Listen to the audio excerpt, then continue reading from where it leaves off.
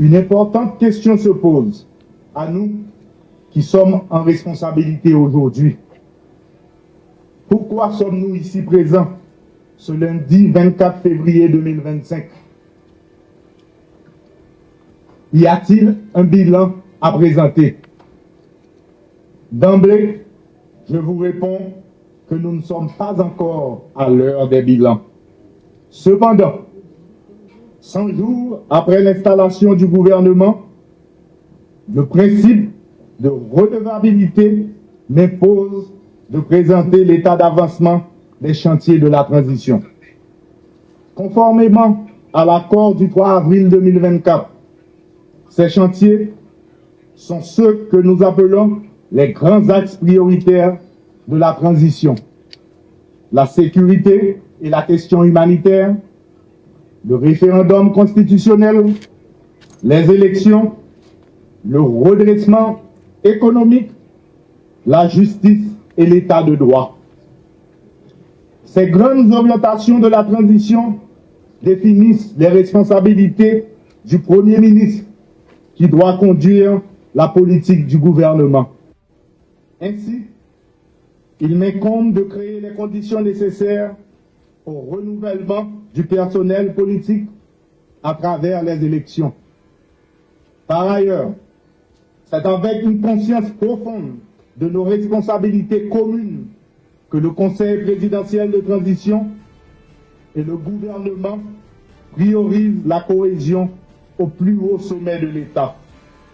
Ce, à travers l'adoption, le 8 décembre 2024, du cadre de renforcement de la cohésion institutionnelle pour une transition réussie.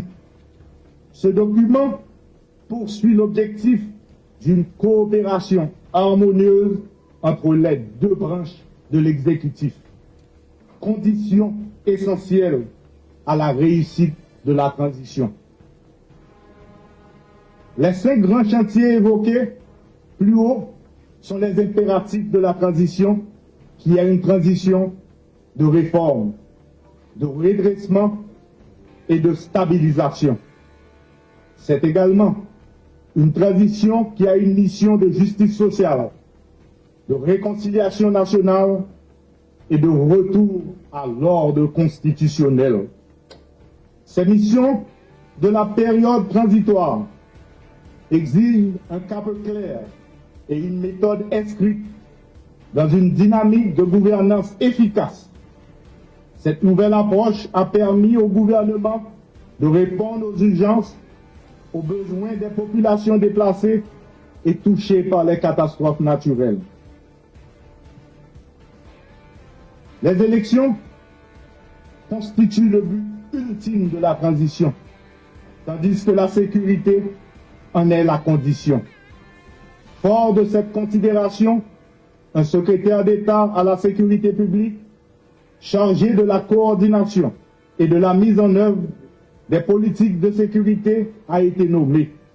Il est également appelé à concourir au renforcement des forces de l'ordre et optimiser la gouvernance de la sécurité.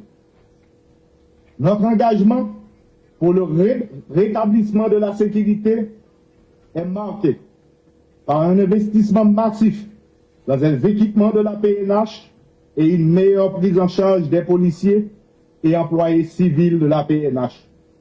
À cet effet, la 34e promotion de la PNH, baptisée Vertière, a bénéficié du plein soutien du gouvernement quant à leur formation et leur encadrement sur le terrain. Nous sommes confrontés à une crise humanitaire nécessitant une réponse urgente et coordonnée du gouvernement. Pour y parvenir, un ministre délégué auprès du Premier ministre à la solidarité et aux affaires humanitaires a pris charge en vue de conjurer la détresse de la population en proie à l'insécurité alimentaire et au déplacement forcé. Depuis 100 jours, nous suivons la feuille de route de la transition. C'est en ce sens que nous avions mis le cap sur les élections.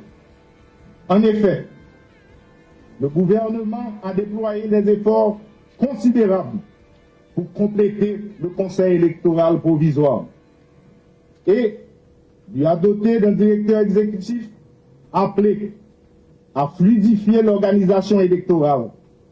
Ces deux actions constituent une étape clé vers la réalisation d'élections libres et transparentes. Notre engagement pour doter le CEP des ressources nécessaires à sa mission a permis à l'institution électorale de procéder à l'évaluation des structures et infrastructures électorales à travers les 10 départements du pays. Le CEP a également procédé au regroupement des membres des bureaux référendaires départementaux et communaux. Sur le financement des élections électorales, le gouvernement vient d'ajouter 10 millions de dollars américains au Basket Fund. Cela ramène la contribution haïtienne à 55 millions de dollars américains. Pour réaliser les élections dans le délai fixé par l'accord du 3 avril, qui est l'obligation ultime de la transition. C'est pour cela que nous avons aussi nommé un ministre délégué auprès du Premier ministre chargé des questions électorales constitutionnelles. La question constitutionnelle se relève un sujet d'intérêt général. La société s'interroge, depuis nos récentes crises politiques, sur l'organisation du pouvoir, le fondement de l'État, le régime des droits et libertés fondamentaux, la défense de notre souveraineté. L'accord du 3 avril 2024 a confié aux institutions de la transition la charge de la réforme constitutionnelle. Dans cet esprit, le Conseil électoral provisoire, le groupe de travail sur la Constitution et le comité de pilotage jouent chacun son rôle sur la question constitutionnelle. Au niveau du gouvernement, nous avons œuvré à redynamiser le comité pilotage et nous avons réalisé des assises dans tous les départements du pays et dans la diaspora. Dans le contexte actuel, tout plan de redressement économique doit être soutenu par un budget rectificatif. Ce budget rectificatif est le levier qui permettra de relancer l'économie et financer adéquatement les chantiers prioritaires de la transition. Ce budget rectificatif est un véritable budget de guerre, puisque l'enveloppe dédiée à la sécurité sera doublée. Les défis sont immenses, mais je vous promets que chaque centime de ce budget rectificatif sera consacré aux priorités de la transition, notamment la sécurité et les élections. L'ordre institutionnel et constitutionnel est rompu depuis le 7 juillet 2021. Cela n'est pas sans conséquence sur l'état de droit. Aucune exception ne saurait légitimer la mise en berne de l'état de droit. Par conséquent, des réformes sont engagées au niveau du ministère de la Justice pour redynamiser le système judiciaire, assurer un contrôle efficace des parquets, renforcer les bureaux d'état civil, pour ne citer que cela.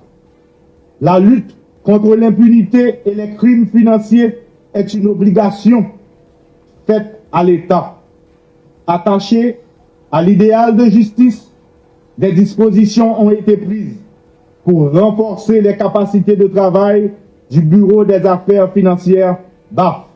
Peuple haïtien, dans respect à l'accord 3 avril là, c'est route sécurité, référendum, élection, gouvernance efficace et relance économique, moins prend. Moins pas changer route, moins pas garder derrière. Vine poté collé pour nous carrer ici ensemble. M'a profité mandé nous ba Haïti plus bon bagay nous gen dedans nous, parce que c'est ça li mérité. On parle sécurité. Héritage insécurité a lou en pile. Mais je dis, il y a une stratégie, il y a une volonté, il y a un moyen qui mobilise. Pour mettre un bout à malin insécurité. Nous engager sans souffle pour permettre la police, l'armée, MMS, la justice, mettre gang yo dans vraie place. Nous dans la guerre contre gang. La guerre ça, mandé en pile moyen. Peut-être ça, nous travaillons sur le budget rectificatif là. Budget si là, va refléter réalité l'État, qui c'est avant tout, by tout peuple là, sécurité. Je dis, sécurité, c'est condition réussite, perdition. Pas de redressement économique sans sécurité. Pas de référendum sans sécurité. Pas d'élection sans sécurité. C'est sécurité qui pour permettre nous circuler libre, les nous pipito, côté nous pipito. Aucune force pas qu'à camper en face l'État, d'elle décider, faire bonne utilisation de toutes les ressources liées, mettre bon moun dans bon place pour le cabaye résultat. Nous avons une situation spéciale qui demande tout dirigeant nous, tout ministre nous qui là, un seul bagaille. Mettez l'ordre et puis agir avec transparence. Frère Maxime, nous avons une transition politique. Nous devons faire tourner une opportunité. Une opportunité pour nous mettre l'institution au camper tout bon. Une opportunité pour nous mettre jeunes femmes et jeunes garçons dans l'espace de décision. Une opportunité pour nous rassembler le pays.